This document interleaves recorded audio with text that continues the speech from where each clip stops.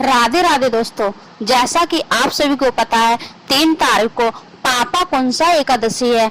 एकादशी की कथा कुछ इस प्रकार है। युधिष्ठिर ने पूछा, मधुसूदन, अब आप कृपा करके यह बताइए कि अश्विन के शुक्ल पक्ष में किस नाम की एकादशी होती है और उसका महत्व क्या है। भगवान श्री कृष्ण बोले, राजन, अश्विन के शुक्ल पक्ष में जो एकादशी होती है वह पापाकुंसा के नाम से विख्यात है। वह सब पापों को हरने वाली, स्वर्ग और मोक्ष प्रदान करने वाली, शरीर को निरोग बनाने वाली तथा सुंदर स्त्री, धन तथा मित्र देने वाली। यदि अन्य कार्य से भी मनुष्य इस एकमात्र एकादशी को उपवास कर ले तो उसे कभी यम यातना नहीं प्राप्त होती।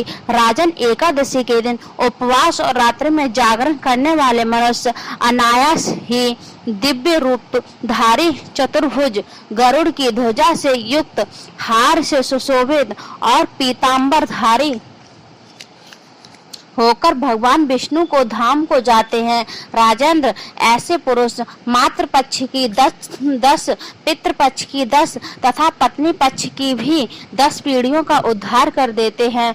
उस दिन संपूर्ण मनोरथ की प्राप्ति के लिए मुझे वासुदेव का पूजन करना चाहिए। जितेंद्र मुनि चिरकाल तथा कठोर तपस्या करके जिस फल का प्राप्त करता है वह फल उस दिन भगवान गरुड़ ध्वज को प्रणाम करने से भी मिल जाता है। जो पुरुष सुवर्ण, तिल, भूमि, गौ, अन्न, जल, जूते और छाते का दान करता है वह कभी यमराज को नहीं देखता।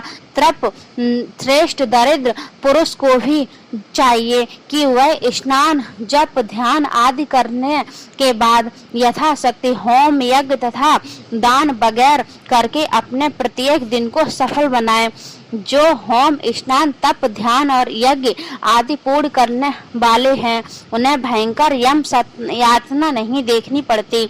लोक में जो मानव दिग्रालु, धनाढ़, कुनील और निरोग देखे जाते हैं वे पहले के पूर्ण आत्मा हैं। पूर्ण कर्ता पुरुष ऐसे ही देखे जो है। इस विषय में अधिक कहने से क्या लाभ। मनुष्य पाप से दुर्गति में पड़ते हैं और धर्म से स्वर्ग में जाते हैं।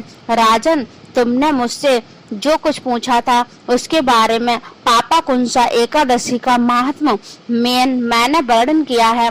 अब और क्या सुनना चाहते हो। राधे राधे।